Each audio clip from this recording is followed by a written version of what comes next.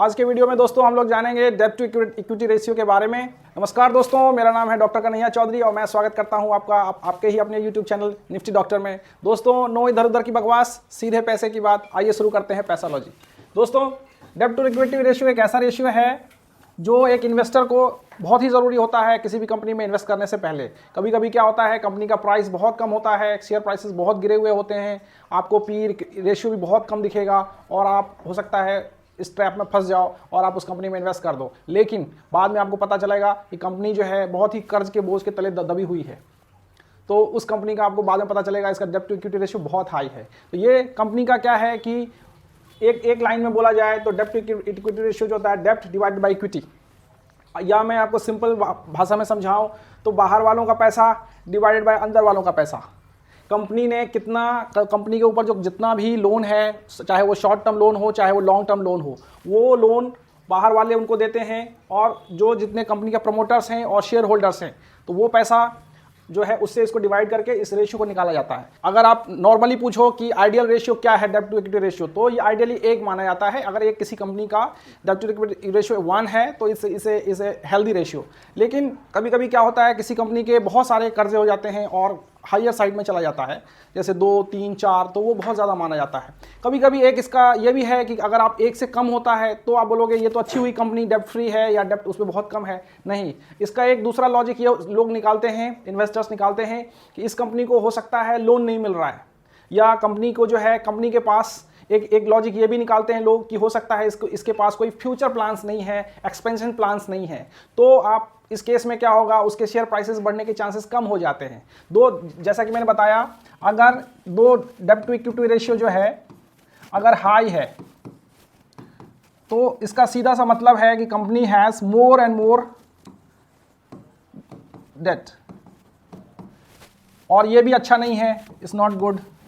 अगर मान लीजिए, अगर दोस्तों अगर डेब्ट टू इक्विटी रेशियो 1 से कम होता है, लेस देन 1 है, तो या मान लीजिए 0.1 से या 0.2 या इवन फ्री है, डेब्ट फ्री मानते हैं लोग कभी कभी, तो इस केस में क्या है, इसके दो लॉजिक निकलते हैं। पहला तो ये हो सकता है कि company doesn't have any further expansion plan, इस वजह से वो लोन नहीं ले रही है। मैं सन 2007 से लेके आपको 14-15 तक की बात बताऊं, रिलायंस इंडस्ट्रीज़ के साथ ऐसा हुआ था। रिलायंस इंडस्ट्रीज ने लोन ही नहीं लिया और उसके बैलेंस शीट में 1 लाख करोड़ का फंड पड़ा हुआ था और उसके शेयर प्राइसेस 7-6 साल तक नहीं बढ़े।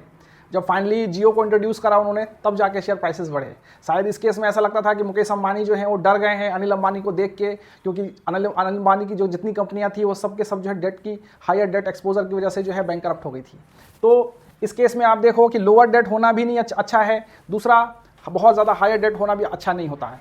तो दोस्तों, शेयर बाजार जो इतना ज़्यादा ल्यूरेटिव या और इतना ज़्यादा डेंजरस दिखता है, वो सिर्फ और सिर्फ एक फैक्टर की वजह से दिखता है, दैट इज कॉल्ड लेवरेज। जिस कंपनी के पास पब्लिक का पैसा या बैंक का पैसा यूज करके अपने बिजनेस को एक्सपेंड करने का मोटिव है, वो कंपनी बहुत आगे जा सकती है और उसके शेयर प्राइसेस बहुत ज़्यादा ऊपर जा सकते हैं। लेकिन जो कंपनी सिर्फ अपना पैसा यूज़ करती है, तो जाहिर सी बात है उसके केस में क्या होगा कि उसके शेयर प्राइसेस बढ़ने के चांस नहीं होंगे। लेकिन इसका उल्टा भी होगा, it's like a double edge sword, कि अगर नुकसान होगा तो भी ज़्यादा होगा, अगर फ़ायदा होगा तो भी ज़्यादा होगा। अगर आप हाई लेवरेज में जाओगे तो आपका फ़ायदा भी ज़्यादा होगा और लॉस भी ज़्यादा होगा। और वही है, अगर लो डेब्ट रहेगा, आपका कंपनी के ऊपर लो डेट है, तो आपके दोनों ही चीज़ कम हो जाएंगे, lesser profit and lesser loss, और इसमें मोर प्रॉफिट मोर लॉस।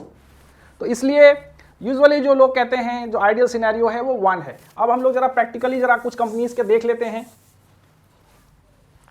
हम लोग अपना अदानी इंटरप्राइज का ही देखेंगे, जैसा कि लोग इस पे बोल रहे हैं कि बहुत ज़्यादा इनके ऊपर लोन है, तो हम लोग आज देखते हैं कि इनका क्या वाकई ऐसा है क्या। अदानी इंटरप्राइजेस का अगर दोस्तों देखें तो डेब्ट टू इक्विटी रेशियो देखिए दोस्तों 1.31 है, which is I think is perfectly healthy, इसमें कोई दिक्कत नहीं है। जो इनकी फ्लैगशिप कंपनी है अदानी इंटरप्राइजेस, उसमें आप देखो तो 1.31 है। आज की डेट में 14.61% ऊपर आ गया अदानी इंटरप्राइजेस, 1000 से उठ के जो है 80% अप आ चुका है।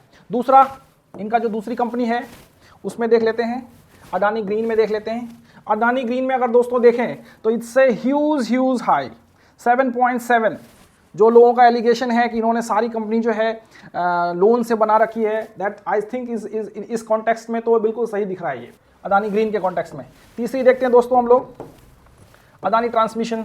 अदानी ट्रांसमिशन में भी देखिए दोस्तों 3.61, इसमें भी काफ़ी ज़्यादा है डेट, अगर सिर्फ एक चीज़ से अपने को सिर्फ एक वैल्यू से देखना हो तो। चौथा दोस्तों हम लोग देखते हैं अदानी पोर्ट्स।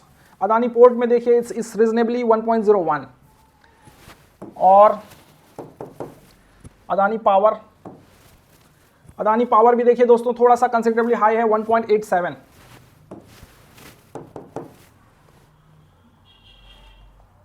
अदानी गैस का देख लेते हैं एक और। अदानी गैस का तो दोस्तों जीरो बहुत मतलब काफ़ी कम है, 0.45 है, तो ये तो बहुत कम है। तो आपने देखा दोस्तों एक दो कंपनी में इनके काफ़ी ज़्यादा डेप्थ है, बाकी कंपनीज ठीक है। मैंने अपनी पर्सनल लाइफ में एक कंपनी को देखा हुआ है जो सिर्फ और सिर्फ हाई डेट की वजह से जो है बैंक करप्ट हो गई, और जबकि उसका जो थीम था, ये सुजलॉन एनर्जी की बात कर रहा हूँ दोस्तों, बहुत ही फ्यूचरिस्टिक कंपनी थी, आज भी है, पूरे वर्ल्ड वाइड उसके विंड एनर्जी के टरबाइंस हैं और विंड एनर्जी में उसका एक्सपोजर था। आज इंडिया ग्रीन एनर्जी की बात करता है, वर्ल्ड ग्रीन एनर्जी की बात करता है। सुजलॉन एनर्जी आज से 15 साल पहले ही पूरे वर्ल्ड वाइड एक्सपेंड हो गया था, सब कुछ ठीक था एक्सेप्ट वन थिंग, उसके ऊपर कर्जा बहुत ज़्यादा था, और हम उसका देख लेते हैं कि उस पर क्या था।